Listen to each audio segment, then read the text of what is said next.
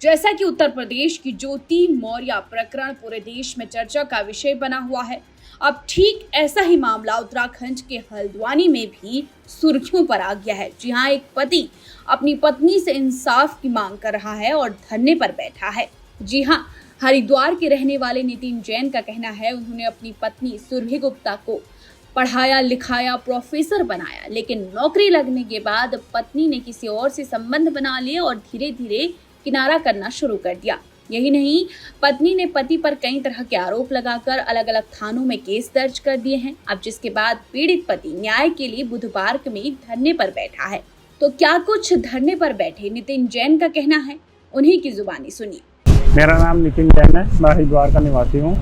मेरी पत्नी का नाम सुरभि गुप्ता है, जो आजकल राजकीय महाविद्यालय हल्द्वानी गोलापार में कार्यरत है, असिस्टेंट प्रोफेसर इंग्लिश में।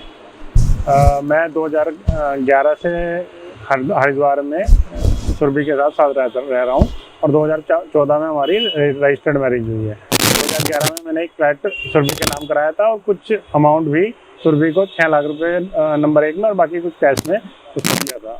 उसकी PhD कराने में मेरा पूरा हो रहा है, मैंने पूरा सपोर्ट किया है और सब तरह से खर्चा वर्चा मैंने किया है और उसे एक फ्लैट और जो घर का सारा सामान है वो सब दिलवाया। और 2014 से हम साथ रह रहे थे, मतलब जो रजिस्टर्ड मैरिज हो गई थी उसके बाद से हम साथ रह रहे थे। 2016 में हमारी एक पुत्री हुई।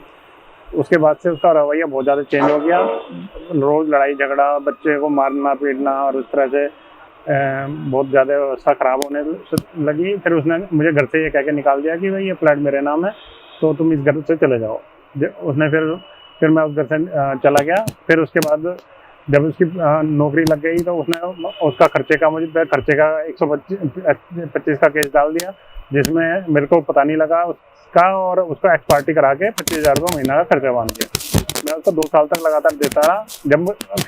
जब नौकरी का मैंने उसके बाद पेपर लगाए कोर्ट में फिर भी उसके बाद भी कोई मेरे को रिलीफ नहीं दिया गया।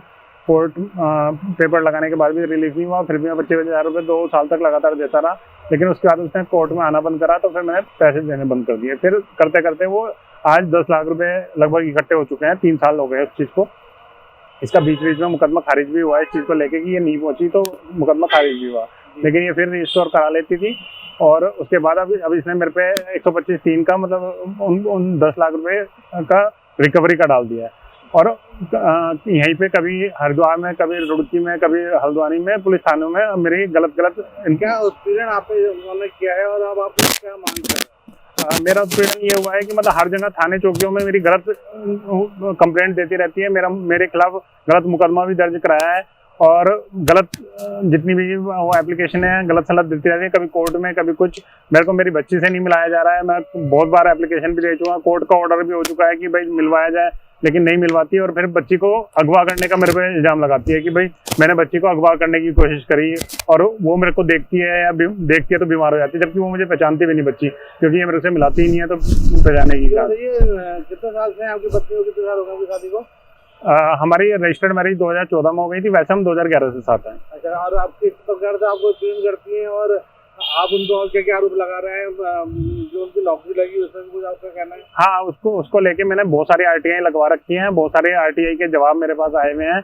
उसमें बहुत सारी गड़बड़े हो रखी हैं उसकी नौकरी में। जैसे मानो उसने मेडिकल सर्टिफिकेट नहीं लगाया हुआ है जब ज्वाइनिंग करी है। उसको रुद्रप्रयाग डिग्री कॉलेज दिया गया है, जबकि वहाँ पे सीट खाली नहीं थी, उसके लिए स्पेशली खाली करके रुद्रप्रयाग दिया गया है। उसके बाद हल्द्वानी जो सुगम क्षेत्र आते हैं इनमें इसकी भर्ती दी गई है, जबकि ये दुर्गम क्षेत्र के लिए वैकेंसी निकली थी और 10 साल तक दुर्गम में रहना था। लेकिन इसने गलत तथ्य पेश करके विधायक मंत्रियों से अपनी साठगांठ करके गलत तरीके से इसने अपना ट्रांसफर करा लिया है और गलत तरीके से नौकरी कर दिया। और कई दस्तावेजों में इसने गलत तरीके से दस्तावेज लगा के PhD भी प्राप्त किया। क्या नाम है आपकी पत्नी का? तो क्या काम करती है? मेरी पत्नी का नाम सुरभि गुप्ता है, जो आजकल हल्द्वानी राजकीय महाविद्यालय गोलापार में असिस्टेंट प्रोफेसर इंग्लिश में कार्यरत है। प्रशासन से, पुलिस से, न्याय से क्या न्याय चाहते हैं? मैं ये न्याय चाहता हूँ कि मेरी बेटी मेरे को दिलाई जाए और मेरे को सुरभि से मुक्ति दिलाई जाए, क्योंकि मैं बहुत ज्यादा प्रताड़ित हो चुका हूँ। ये बार केस कचहरी इसने जानबूझ के केस हल्द्वानी में ट्रांसफर करा लिए ताकि मेरे को यहाँ पे जान से भी खतरा है और ये इसके जानने वाले यहाँ बहुत लोग हैं और इसके पीछे से बैक सपोर्ट काफी है।